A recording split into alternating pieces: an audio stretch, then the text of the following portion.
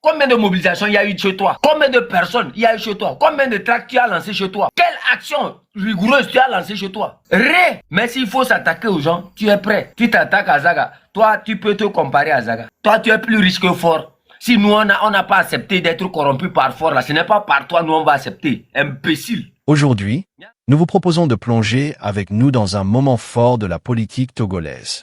Il s'agit d'un face-à-face très tendu entre le chef canton de Kpanzide et Marc Nda, qui, depuis un certain temps déjà, n'a de cesse de critiquer les membres du M66, et plus précisément Zaga Bambo, des critiques qui prennent souvent une tournure virulente.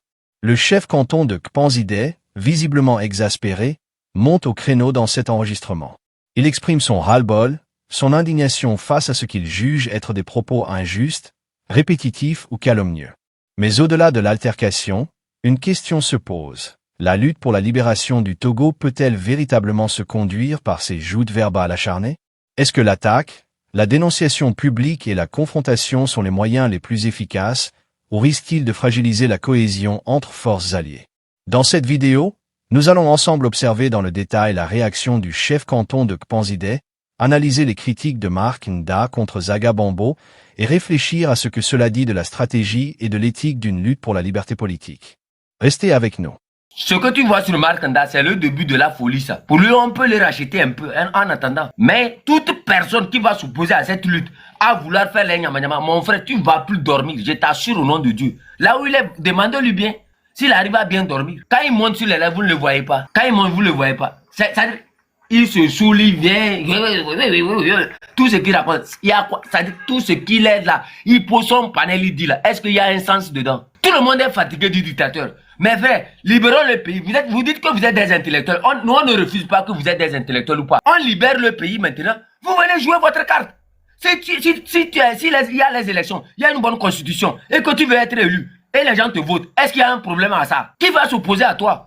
On n'a même pas chassé le dictateur. Tu t'attaques à tout le monde. Quand tu t'attaques à moi, tu penses que c'est à moi seul tu t'attaques. Tu t'attaques à tous ceux qui représentent mon image. Ce n'est pas à 10 euros tu t'attaques. Tu t'attaques à tous les fans de 10 euros. Tu es tellement bête que tu n'arrives même pas à réaliser que dans d'autres localités là, il suffit seulement que tu insultes une seule personne, c'est terminé pour toi. Tu peux tout faire. Ils ne vont jamais ouvrir ton cœur contre toi pour t'accepter. Il dit comme nous, on n'a rien fait. Si ce n'est pas nous, à notre présence dans cette lutte là, est-ce qu'à Akara même, il devrait même avoir même une chanson? Les jeunes qui refusent de danser, tout ça là. Ce n'est pas par nos sensibilisations. Ce n'est pas par les sensibilisations de 10 euros, commandant Ama, Marraine,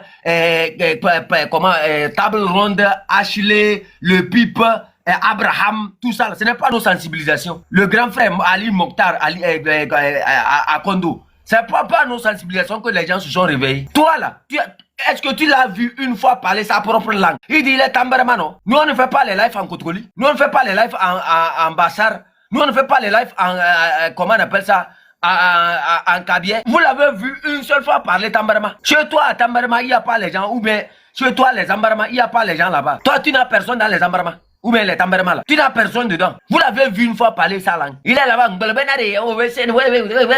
Il finit ça, il prend le français. Dans ta propre langue là-bas, il n'y a pas les gens là-bas. Combien de mobilisations il y a eu chez toi? Combien de personnes il y a eu chez toi? Combien de tracts tu as lancé chez toi? Quelle action rigoureuse tu as lancé chez toi? Rien. Mais s'il faut s'attaquer aux gens, tu es prêt. Tu t'attaques à Zaga. Toi, tu peux te comparer à Zaga. Si Zaga était hautain comme toi, là, tu penses que même, il devrait même avoir quelque chose. Ton comportement, ta manière de te comporter, c'est ça qui fait que tout le monde te fuit. Tu ne respectes personne. Tu ne veux pas prendre des conseils des gens. C'est comme si il était devenu quelque chose. Machachi, toi tu es plus riche que fort. Si nous on n'a pas accepté d'être corrompus par fort là, ce n'est pas par toi nous on va accepter. Imbécile. Yana non, ha machachi, top de noir. Il y a non, je peux donner ça elle est ni de bureau dans l'ordre hier tom. Nyam nzemzem balko nzemzem balko nzemzem babs boro no yupela nda singba ni ga no yodu yem ntu ya no ntonda ntu mare ntu na ntonda kmeleng na ko nzo elikeni no yo.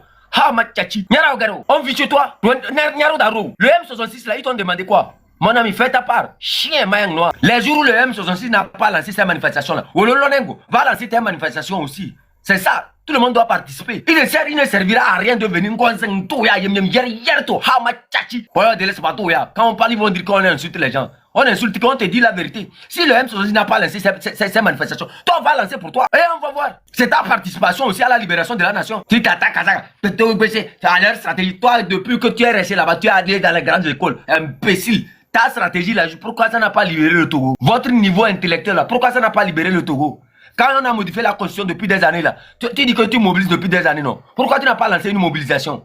Pourquoi tu n'as pas lancé une manifestation? Prenez les gens par leurs arguments, posez-les les questions sérieuses et vous allez voir qu'ils ne valent rien du tout. C'est les tonneaux vides qui font du bruit. Non, nous on ne perd pas notre temps sur toi. Le niveau que toi tu es là, nous on a déjà dépassé ce niveau là. Tu serais surpris de rester calé sur ton écran et le Togo serait déjà libre. Hama Tchachi, on va parler, tu parles. Toi tu es qui? Tu dépasses quel Togolais? Tu es riche plus que qui? Tu penses que c'est la richesse? Je te rappelle que le fils de, comment on appelle, du père de l'indépendance était plus riche que toi. Est-ce qu'il a pu libérer le Togo? C'est une affaire de conscience. C'est-à-dire, tu sais, le Togolais a cette manière-là. Quand il y a quelqu'un qui est dans la diaspora quelque part là, il prend le rôle, c'est-à-dire, il prend son truc de américain, il prend son truc qu'il est dans la diaspora. Le Togolais aime ça. Le Togolais a tellement aimé les menteurs. J'ai rencontré telle personne, tu sais, quand on dit ça au Togolais, il est flatté. Il est tellement flatté qu'il ne se rend pas compte qu'en fait, c'est des menteurs, ces types-là. Nous, on a rencontré JJ Rawlings ici depuis 2017. On n'a jamais dit ça quelque part. Les gens, tu sais, il y a des gens qui sont dans la diaspora, je ne vais pas appeler leur nom. Ils sont allés rencontrer JJ Rawlings. Lui, il a dit, ne publiez jamais mes photos dehors. Ils sont sortis en même temps, bah, ils ont mis les photos. C'est pour ça, à un instant, les gars, il a refusé de recevoir les Togolais. Il dit que les Togolais ne luttent pas, qui viennent juste pour avoir de la visibilité.